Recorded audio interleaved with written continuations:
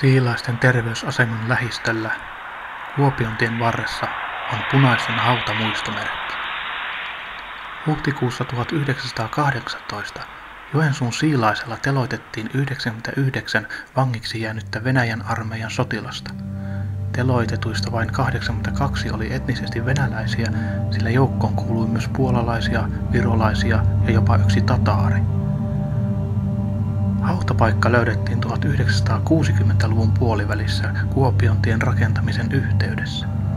Vainajien luut siirrettiin ortodoksiselle hautausmaalle, mutta muistokivi suunniteltiin teloitettujen hautapaikalle Siilaiselle Kuopiontien varteen. Joensuun kaupunki pystytti paikalle muistomerkin vuonna 1974. Tarina kertoo, että kun tätä kiveä vasten laittaa korvansa keskellä yötä, täyden kuun aikaan varmimmin, niin kuuluu sodan ääniä ja tuskan huutoja.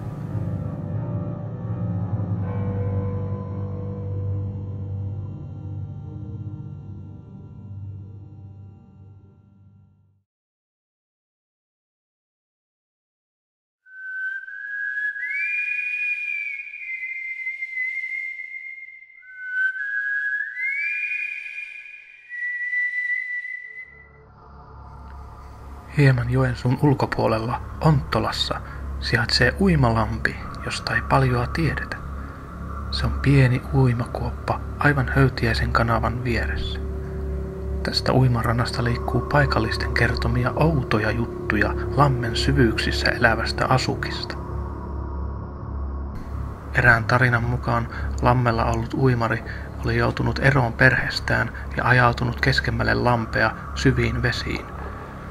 Veden alle upotessaan jokin oli tarttunut häntä vyötäröltä ja nostanut takaisin pintaan, mutta se ei ollut kukaan hänen tutuistaan, vaan jokin, joka tuli lammen syvyyksistä.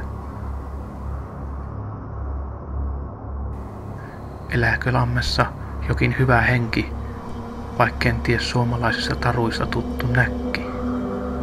Ja kuinka syvä uimalampi oikeastaan on? Tulevatko lammen henget esiin illan pimetessä?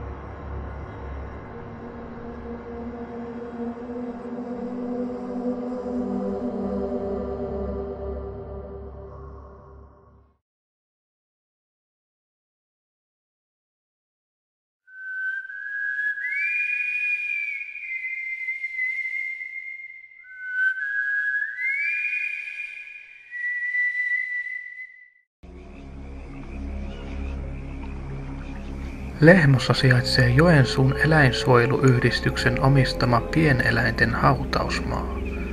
Tälle hautuumaalle on suoritettu hautauksia vuodesta 1980 alkaen, ja sinne on haudattu koirien ja kissojen lisäksi monia jyrsijöitä, lemmikkilammas ja minipossu.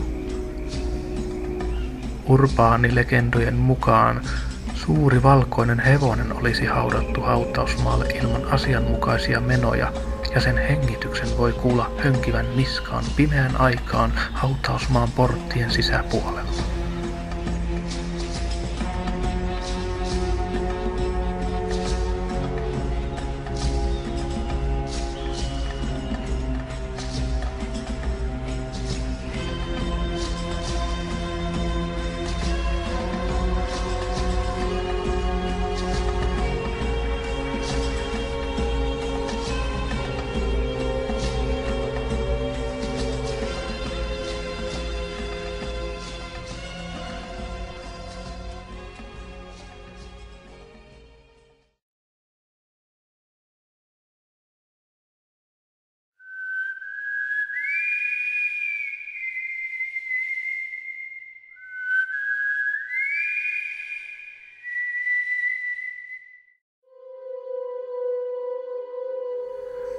Kaupungin talo on ehkä Joensuun kummittelevin rakennus. 1914 valmistuneessa rakennuksessa toimii kaupungin keskushallinto ja kaupungin teatteri. Joskus 1970-luvulla alkoi teatterin tiloissa kummitella ja moni kertoi nähneensä vanhahkon, siniharmaapukuisen ja pitkätukkaisen naisen vaeltamassa käytävillä ja seuraamassa harjoituksia. Lähemmin katsottuna nainen tuntui kuitenkin aina katoavan kuin ilmaan, eikä hänellä näkynyt ollenkaan varjoa. Tämä hilpaksi nimetty kummitus on kolistellut ympäriinsä vielä 2000-luvullakin ja jopa laajentanut reviirien rakennuksen muihin tiloihin.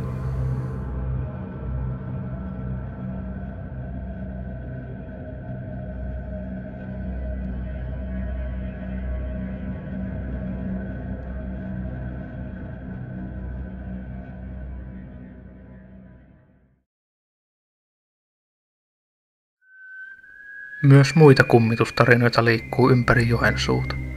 Joensuun hautausmaalla kerrotaan nähneen onnettomuudessa kuolleen tytön haamun pyytämässä tupakkaa ja tämän hautakivessä olevan kasvoreliefin seuraavan kulkijoita.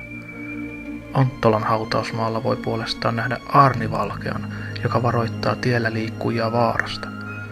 Lisäksi Linnunlahdella sijaitsevalla Linnunniemen huvilalla on synkkä historia, ja kerrotaan, että myös samalla alueella palaneen Kankaanrinnan huvilan raunioilla vaeltaa palossa menehtyneitä sotilaita.